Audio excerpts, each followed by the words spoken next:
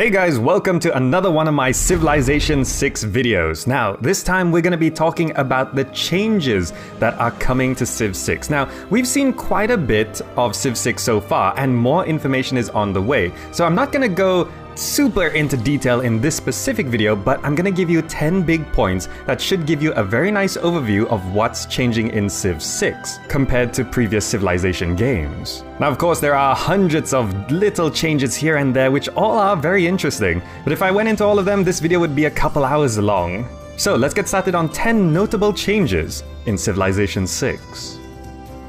First up, of course, the one that everyone is talking about, unstacked cities. But there's a few interesting points of unstacked cities that you may not be aware of. So, of course, there are districts now, like everything is not piled on into the city center.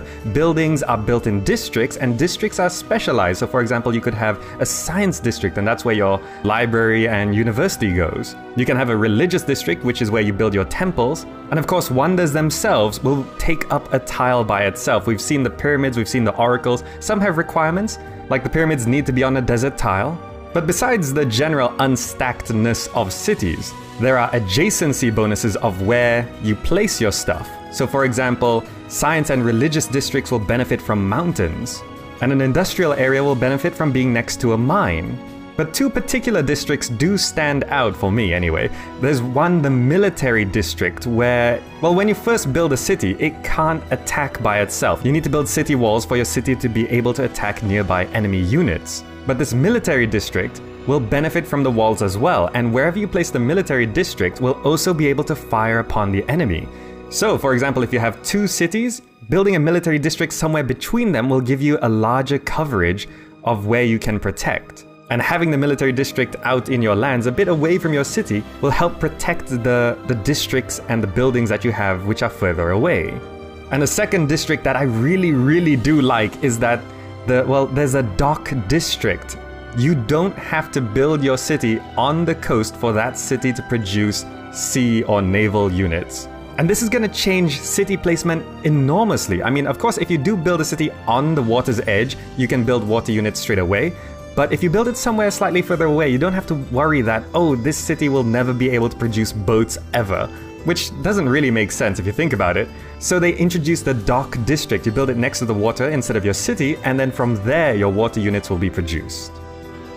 Now, moving on, still somewhat related to cities, but we're going to talk about happiness. Happiness is now localized instead of global, which is going to make a lot of people happy because you now can build a city, a small city far away just to grab some strategic resource, and no matter how unhappy that city gets, it will not affect the rest of your empire. And happiness is sort of tied in with the new housing mechanic, where your city will grow, and the larger it grows, the more districts you can build. And it'll grow based on how much housing you can provide. Housing is provided by certain buildings like granaries, and even barracks gives certain housing. Fresh water gives housing, so aqueducts are having rivers. But to keep people happy, you have to balance your housing and your growth with amenities. So happiness and city size has always been sort of tied in, but the way it works now is slightly different. But the main point is that happiness is now local to each city. Then the third point. Roads are now built by trade, because we've seen that the worker unit is now a builder unit and it has limited uses. So building a road would use up a use of that, and that would not really be worth it in many situations. But now roads are more realistically sort of built by trade. So you build a caravan and you decide to send it to trade between two cities, and a road will be constructed as this caravan goes between these two cities. But this also means that trading with another civilization will establish a road between your two cities. So you really should be careful about who you trade with. If you trade with someone who you think is going to attack you in the future, well, you're just setting up a road for them to march their troops over to your empire. So trading is now very much tied more into the political scene and how much you really trust the people around you. Oh, and a note on trade. Because you can see what a city is producing, the benefit of trading with a certain city is dependent on what that city is producing. So if you see a city with a lot of science, trading with that city will get you more science. Now, speaking of trusting people, The AIs now have various agendas. They have a main agenda tied to their civilization, and then they have more secret agendas. So for example, some of the main agendas we already know about is Cleopatra hates civilizations with small military. So if you have a very small military, they're more likely to attack you. Whereas Roosevelt hates people declaring war on his continent.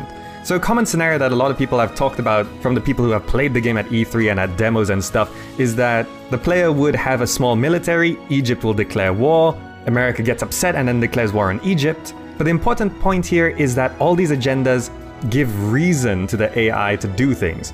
Now, some of the secret agendas they've just mentioned in passing is, for example, this civilization will want to be the biggest naval power in the game, or that they're particularly going for a culture victory.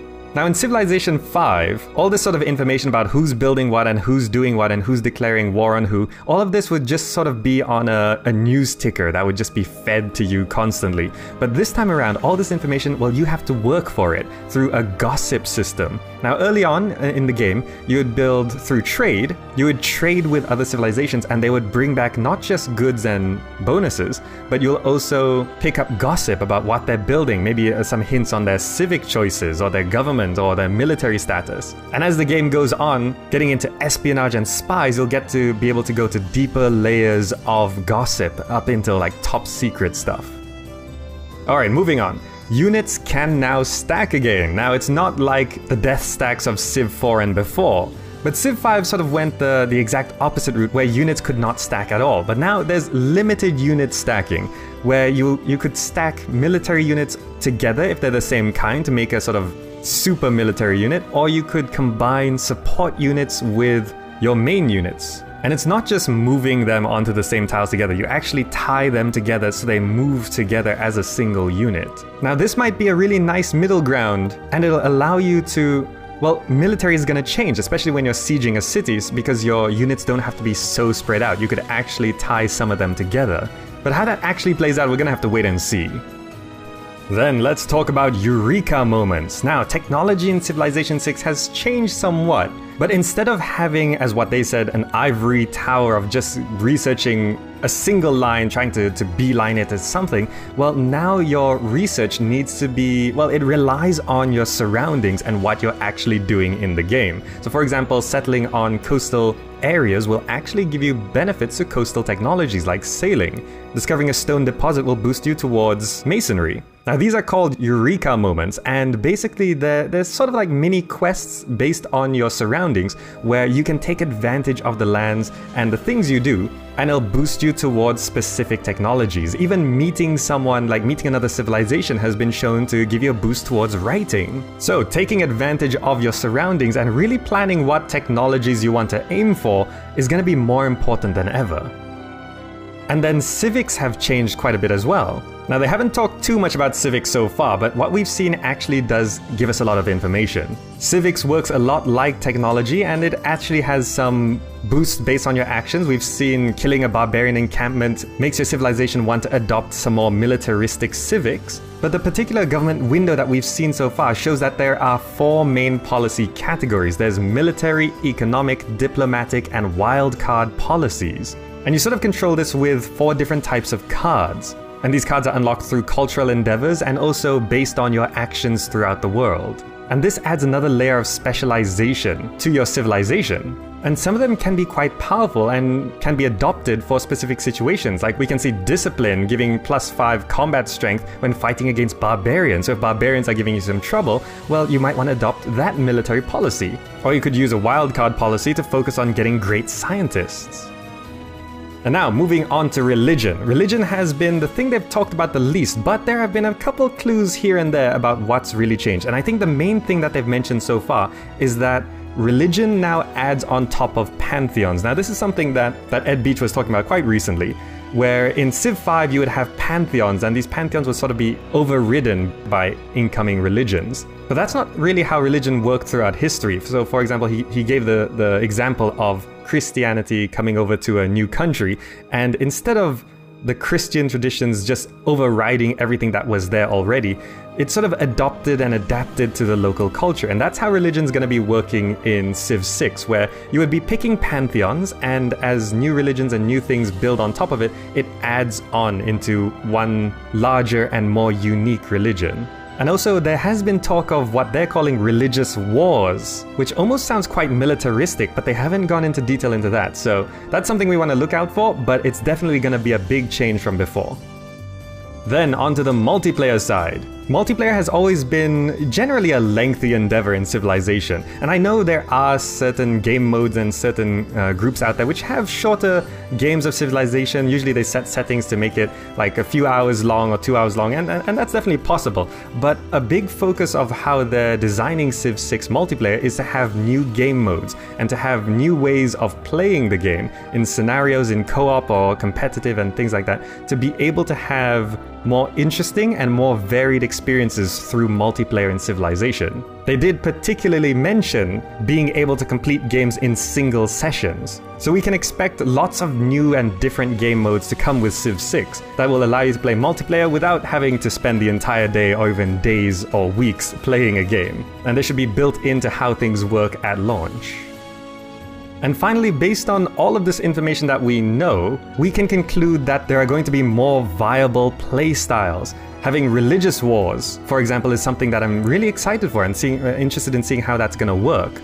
And they've also mentioned like a civilization focusing on culture will not just be overwhelmed by a militaristic civilization, because culture will get you a lot of civics and could even do things like doubling your production of military units, or getting them promoted faster, making unit maintenance cheaper, and even having bonuses on certain terrains. These civics will give you a distinctive advantage. And there's even policies that we've seen where military units in cities count as amenities, which keep people happy. And this is probably a conclusion that I'm most happy about, because there's no more best playstyle. It really depends on the terrain you're given, where you start, and making the right choices, rather than having a lucky good start or happening to miss out on certain resources. And just in general, being able to play how you want to play to the best of your civilization's ability based on the world you start with.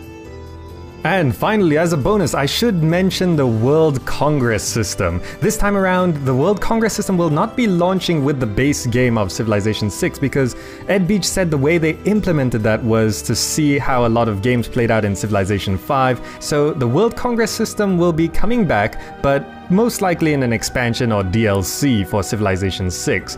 And it will change based on how people are playing Civilization 6. So I'm not going to go too much into detail about that because, well, nothing's confirmed for that. Just thought you'd like to know. Alright, and those are some of the biggest changes in Civilization 6 compared to previous Civilization games. Now, it's important to remember that it's still a Civilization game, and most things are still the same. It'll be familiar to Civ veterans, and a lot of people who have played the game have said that it still feels like a Civilization game. And we can hope that these changes make Civilization 6 the best version of Civilization we've had so far, and we won't have to wait for extra DLC or expansions before it actually becomes good. Alright, and that's it. So, what do you think of the changes? And are there any other changes that you'd like to see? There's a lot I didn't mention here, so what are you most excited about? And if you'd like more from me on Civilization 6, well, I've got a playlist linked in the description, and also you can click the annotations on the screen right now to check out some of the other interesting stuff I've done. I've gone into more detail on certain things in those videos for sure. Alright, that's it for now. Thank you so much for watching, hope you enjoyed it, and I'll see you in the next video.